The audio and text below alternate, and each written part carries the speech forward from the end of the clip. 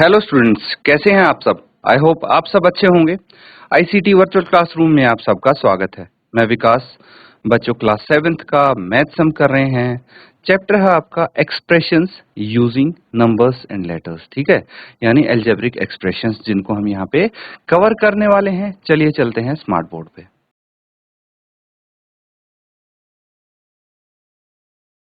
तो ठीक है, टॉपिक आपने लिख लिया है, नोट कर लिया है।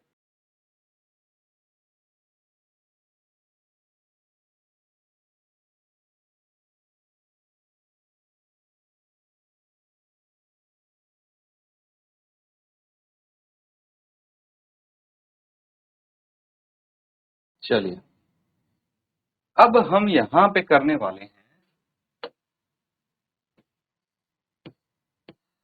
Simplification of algebraic expressions. मतलब आपके पास अगर कोई एल्जेब्रिक एक्सप्रेशंस हैं, उनको कैसे सिंप्लीफाई करेंगे, यही चीज डिस्कस करने वाले हैं हम यहाँ पे। तो नोट कर लीजिए बच्चों।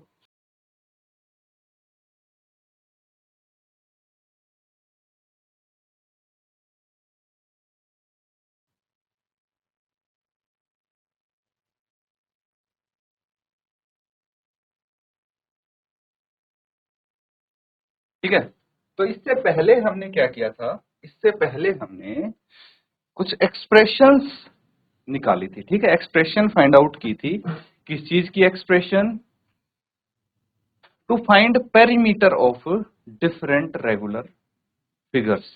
ठीक है, तो अलग अलग रेगुलर फिगर्स का पेरीमीटर हम कैसे निकालते हैं, इसकी हमने एक्सप्रेशंस बनाई थी। अब हम एक रेक्टेंगल का पेरीमीटर निकालने के लिए इसकी एक्सप्रेशन बनाने की कोशिश करेंगे। ठीक है, तो ध्यान से समझेंगे। As in previous cases, we'll first describe how to get the perimeter when the length and breadth of rectangle are known। है ना। सबसे पहले बेसिक से शुरू करते हैं। अब एक रेक्टेंगल है जिसकी लंबाई और चौड़ाई दोनों पता है। ठीक है, लंबाई चौड़ाई मतलब ये पता है आपको कि ये लेंथ होती है, ये ब्रेड्थ होती है। सेम ऑपोजिट साइड्स क्या होती हैं, इक्वल होती हैं। लेंथ के सामने वाली साइड लेंथ है, ब्रेड्थ के सामने वाली साइड ब्रेड्थ। अब अगर इसका पेरीमीटर निकालना है तो हमें क्या करना पड़ेगा, लेंथ प्लस ब्रेड्थ। ठीक है, तो ये चारों साइड्स को जोड़ना पड़ेगा, ऐड करना पड़ेगा। तो हमने क्या किया है, लेंथ प्लस ब्रेड्थ यही कर दिया है। अगर हम हर बार बार बार ये पूरा लिखने की जरूरत ना पड़े, ठीक है, अगर हम ये पूरा नहीं लिखना चाहें तो हम इसको लेटर से प्रेजेंट कर सकते हैं। तो लेंथ का फर्स्ट लेटर एल ले लिया हमने, ब्रेड्थ का फर्स्ट लेटर बी ले लिया। तो लेंथ को हम एल से रिप्रेजेंट कर लेते हैं, ब्रेड्थ को बी से, और पेरीमीटर को पी से। तो क्या हो जाएगा, पी बराबर है L plus B plus L plus B, ये हो जाएगा। इसमें कोई डाउट है तो पूछ लीजिए आप। ये समझ में आया ना। अब क्या करना है, ध्यान से देखिए। आफ्टर दैट हमें एक्सप्रेशन इसकी फाइंड आउट करनी है। तो ये एक्सप्रेशन हो गई, लेकिन हमारे पास दो एल है, मतलब एल प्लस एल है यहाँ पे। ठीक है, इनको एक साथ ले आएंगे, एल प्लस एल और बी प्लस बी को। और एल प्लस एल को अगर जोड़ेंगे तो क्या हो जाएगा, एल प्लस एल को जोड़ के आ जाएगा 2 × एल।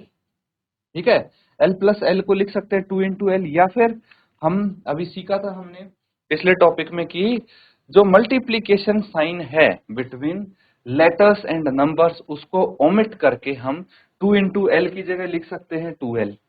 इसी तरह से जब आपका b प्लस बी है, उसको 2 × b या फिर 2b लिख सकते हैं। तो ये एक्सप्रेशन क्या हो गई आपकी, ये हो गई p बराबर है 2l प्लस 2b। समझ में आ रहा है। तो इस तरह से हम एक रेक्टेंगल की एक्सप्रेशन लिख सकते हैं to find the perimeter of a rectangle. समझ में आ रहा है, तो इसको नोट कर लेंगे आप।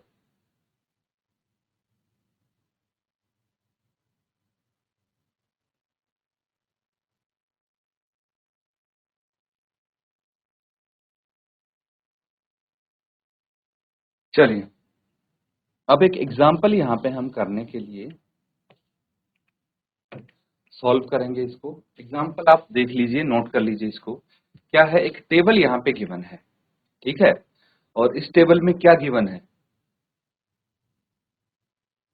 एक टेबल शो करता है आपको number of pencils and erasers, ठीक है।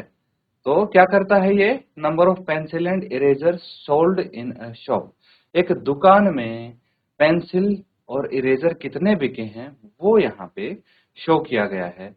अब प्राइस ऑफ पेंसिल, पेंसिल किस रेट पे बेची गई, तो उसका प्राइस आपको सी से डिनोट करना है और इरेजर का प्राइस डी से डिनोट करना है, ठीक है।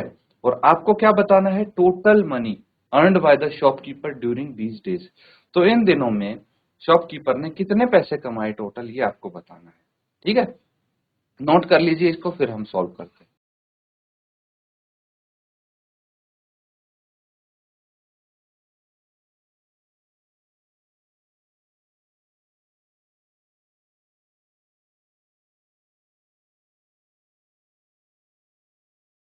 ठीक है, चलिए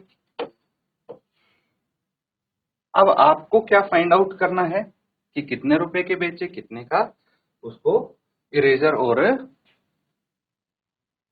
शॉर्पनर बिके हैं, तो टोटल कितने पैसे उसने कमाए। तो सबसे पहले हम देखते हैं कि उसने पेंसिल बेच के कितने रुपए कमाए। ठीक है, पहले दिन देखिए उसने टोटल 5 पेंसिल बेची और एक पेंसिल की कीमत कितनी है, सी, तो 5 पेंसिल की कीमत कितनी हो जाएगी, 5C। इसी तरह से अगर उसने दूसरे दिन पेंसिल बेची, तो दूसरे दिन कितनी पेंसिल बेची, 3, तो एक पेंसिल की कीमत अगर C है तो 3 पेंसिल की कीमत कितनी होगी, 3C। इसी तरह से अगर तीसरे दिन भी उसने पेंसिल बेची है कितनी, 10, थर्ड डे 10 पेंसिल्स बिकी हैं, तो थर्ड डे कितनी हो गई, 10C, इतने रुपए की पेंसिल बिकी हैं। अब टोटल उसने रुपए जो पेंसिल बेच के कमाए हैं कितने हैं, 5C पहले दिन कमाए, 3C दूसरे दिन कमाए एंड 10C तीसरे दिन कमाए। तो इस एक्सप्रेशन को आगे भी हम सिंप्लीफाई कर सकते हैं क्या, सवाल ये है कि क्या हम इस एक्सप्रेशन को और ज्यादा सिंप्लीफाई कर सकते हैं, तो बिल्कुल कर सकते हैं। देखिए यहाँ पे 3 टर्म्स मुझे दिख रहे हैं, ठीक है, मतलब इसका ये हुआ 5 टाइम्स C को जोड़ा है 3 टाइम्स C में, और इन दोनों का जो सम आया है उसको 10 टाइम्स C में जोड़ा गया है, ठीक है। तो टोटल लेटर नंबर जो C है वो इस तरह से ऐड किए गए हैं, समझ में आ रहा है। तो यहाँ पे हम देख सकते हैं कि distributive property of numbers use कर सकते हैं यहाँ पे, ठीक है। तो कैसे, देखिए 5C plus 3 into C plus 10 into C, तो अगर ये C तीनों में ही प्रेजेंट है तो क्या मैं इसको ब्रैकेट के बाहर लिख सकता हूँ, C को 5 प्लस 3 प्लस 10, और C तीनों टर्म्स में प्रेजेंट है तो मैंने इसको बाहर कॉमन ले लिया, ठीक है। तो इसको सिंप्लीफाई करेंगे, इन तीनों नंबर्स को जोड़ देंगे, 5 प्लस 3 8 प्लस 10 18, तो इसको हम लिख सकते हैं 18 इंटू सी यानी 18C। तो 3 दिन में जो पैसे उसने कमाए हैं पेंसिल बेच के वो 18C कमाए, समझ में आ रहा है, नोट कर लेंगे इसको। अब एक क्वेश्चन पूछा गया है, अगर C की वैल्यू 50 है, C कितनी है, 50 है, find the total amount earned by the scale of sale of pencil, ठीक है, ये सेल होगा, वो लिख लीजिए आप, दिस इज सेल। तो पेंसिल की सेल से टोटल कितने रुपए कमाए उसने, बहुत आसान है, क्या करना है, मुझे पता है कि वैल्यू हम रिप्लेस कर देंगे तो आंसर आ जाएगा। तो 18C है, अब C कितना है, यहाँ पे 50 है, कितना है, 50 है। तो अगर मैं इसको सॉल्व करूंगा कितना आ जाएगा, 18 इंटू 50, तो 18 को 5 से मल्टीप्लाई करिए, सबसे पहले 90 आ गया, और एक जीरो और लगा देंगे, तो 900 रुपए उसने कमाए हैं अगर C की वैल्यू 50 है, समझ में आ रहा है।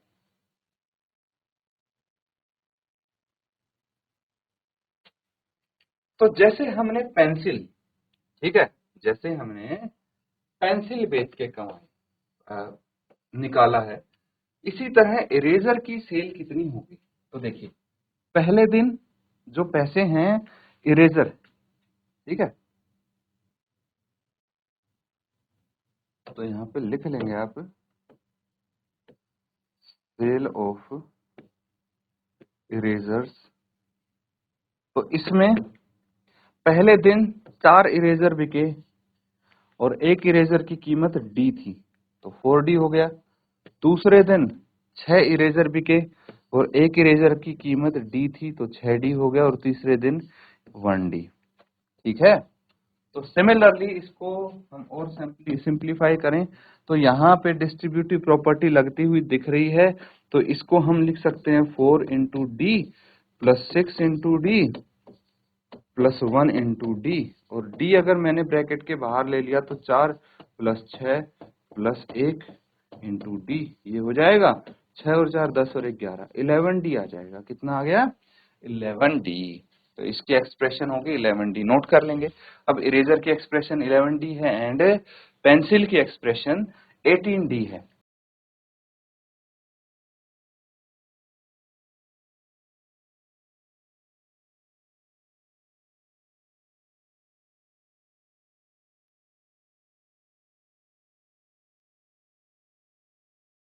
ठीक है, नोट कर लिया है यहाँ तक।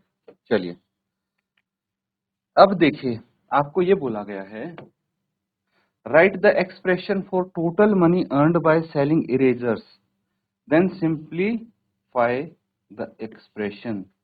तो total money earned by erasers कितनी होगी ये आपको बताना है कि इरेजर बेच के टोटल कितने पैसे कमाए। हमें पता लग गया कि इरेजर बेच के टोटल 11D रुपए कमाए हैं और पेंसिल बेच के कितने कमाए हैं 18C, ये रहा।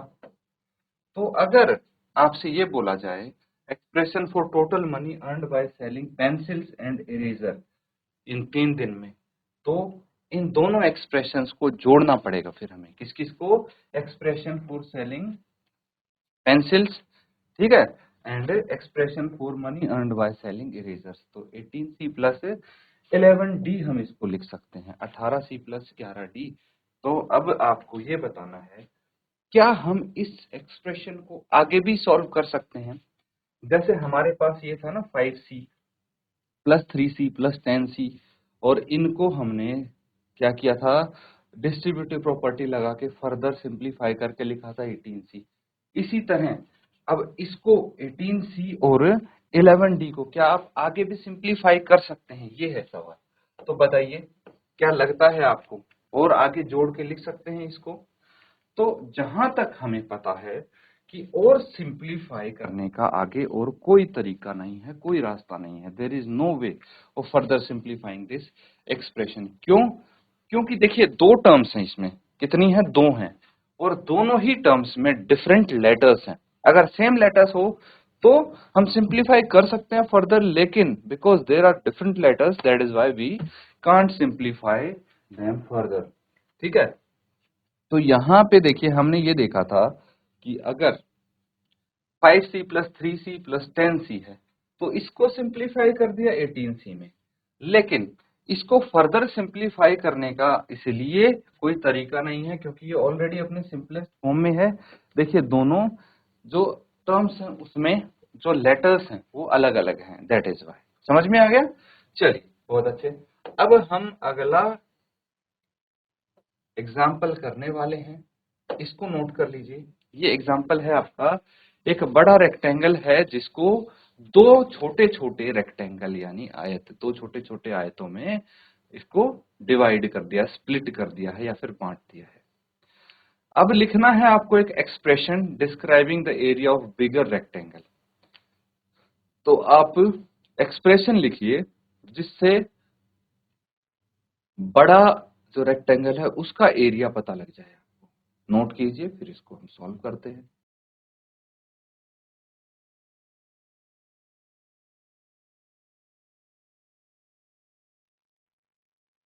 चलिए बहुत सिंपल है। अब 2 तरीके हैं बड़े रेक्टेंगल का एरिया निकालने का। पहला तरीका क्या है, देखिए बड़ा रेक्टेंगल का एरिया निकालना है तो हम उसकी लेंथ निकाल लेंगे। लेंथ कितनी है? ये लेंथ है ना। तो दो छोटे रेक्टेंगल में स्प्लिट कर दिया, इसीलिए एक की लेंथ 4 है और एक की 3 है, तो दोनों को जोड़ना पड़ेगा हमें। 4 + 3 और ये टोटल लेंथ 7 आ गई, जबकि इसकी ब्रेड्थ v है। तो एरिया क्या हो जाएगा? एरिया हो जाएगा लेंथ इंटू ब्रेड्थ, यानी 7 इंटू v, यानी 7v। ठीक है, एक तो ये तरीका है। दूसरा तरीका क्या है, हम दोनों छोटे जो रेक्टेंगल हैं उनका एरिया निकाल लेते हैं। पहला रेक्टेंगल आपको दिख रहा है जिसकी लेंथ है 4, ये लेंथ हो गई, एंड ब्रेड्थ है v, ये ब्रेड्थ हो गई। ठीक है, अब एरिया क्या होता है? एरिया होता है लेंथ इंटू ब्रेड्थ। यहाँ पे लेंथ कितनी है? 4 और ब्रेड्थ v है, तो 4v, ये आ गया इसका एरिया 4v। अब जो यूनिट है वो भी लिखेंगे हम, तो यहां भी लिख दीजिए यूनिट्स स्क्वायर।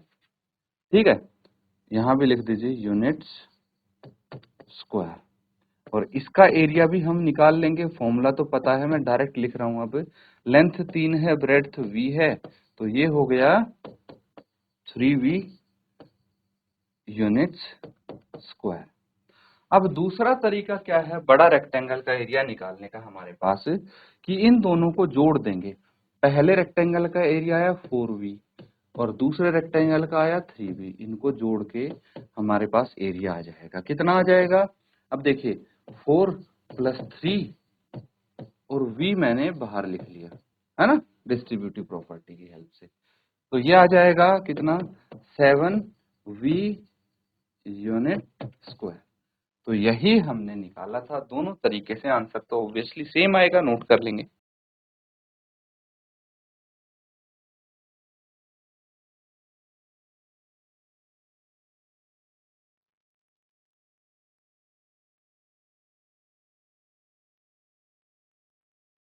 ठीक है, नोट कर लिया सबने? चलिए, बहुत अच्छे। अब देखिए यहाँ पे क्या बोला है,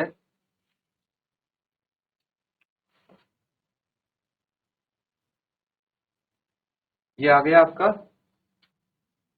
बिगर रेक्टेंगल का एरिया। अगर दोनों को हम अलग अलग जोड़ते हैं तब भी इतना ही आता है, और अगर पहले ही साइड निकाल लेते हैं और फिर एरिया निकालते हैं बड़े रेक्टेंगल का तब भी सेम आता है। अब आपको क्या करना है, आपको एक एक्सप्रेशन लिखनी है, write an expression to find the area of rectangle AEFD। Rectangle AEFD का एरिया फाइंड आउट करने के लिए आप एक एक्सप्रेशन लिखेंगे। AEFD कहाँ है देखिए ध्यान से, ये वाला रेक्टेंगल जो है, ठीक है, इसका एरिया फाइंड आउट करना है। ये छोटे वाला रहने दीजिए, आप रहने दीजिए इसको। कौन सा? BCFE, इस रेक्टेंगल को हटाना है बेसिकली। तो हम क्या कर सकते हैं, हमारे पास फिर से दो तरीके हैं। एक तो हम डायरेक्टली इसकी साइड निकाल लेते हैं, मतलब चौड़ाई मुझे पता है, ब्रेड्थ कितनी है? b है, इसकी n, लेंथ पूरा AB गिवन है, हमें क्या चाहिए? AE। तो देखिए ध्यान से, हम क्या कर सकते हैं, अगर ये 4 है तो ये भी 4 होगा, यहां से यहां तक, तो ये पूरा 12 है, और EB 4 है। ध्यान से देखिए, AB = 12 है एंड EB = 4 है। तो AE बता सकता है कोई? बिल्कुल, AB में से हम EB सब्ट्रैक्ट कर देंगे तो AE आ जाएगा। तो 12 में से अगर 4 सब्ट्रैक्ट कर दिया तो 8, ये आ जाएगा। मतलब मुझे इसकी लंबाई पता लग गई 8। ठीक है, यहां से यहां तक लंबाई है 8, चौड़ाई भी पता है आपको। तो हम क्या कर सकते हैं, एक तरीका तो ये है कि हम इसका एरिया डायरेक्टली निकाल दें। कैसे? Area of rectangle A EFD। ये हो जाएगा लेंथ इंटू ब्रेड्थ। लेंथ कितनी है 8 और ब्रेड्थ कितनी है n, तो 8n डायरेक्टली आ गया आपका यूनिट्स स्क्वायर। लेकिन अगर हम दोनों के एरिया इंडिविजुअली निकालें और फिर हम इनको सब्ट्रैक्ट कर दें, मतलब बड़ा जो रेक्टेंगल है उसका एरिया निकाल लो पहले, ठीक है, तब भी हम कर सकते हैं इसको इजीली।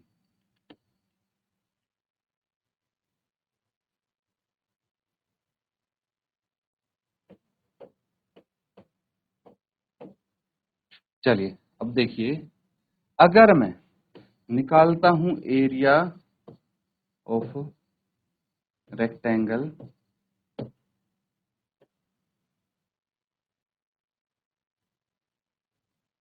ABCD,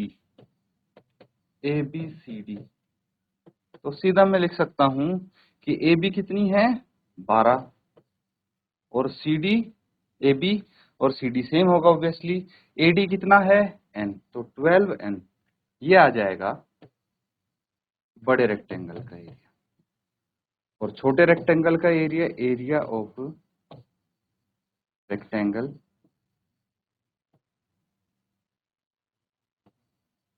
BCFE। तो इसका एरिया निकालने के लिए मुझे पता है 4n हम लिख सकते हैं।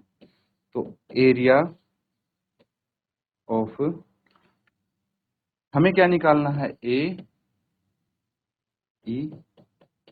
AEFD। तो जो बड़ा रेक्टेंगल है उसका एरिया जो आया है उसमें से माइनस कर देंगे छोटे रेक्टेंगल का एरिया, और ये आ जाएगा आपके पास 12 माइनस 4 इंटू n, जिसको हम लिख सकते हैं 8n units square. Answer same आएगा, बस तरीका अलग अलग है, नोट कर लेंगे इसको।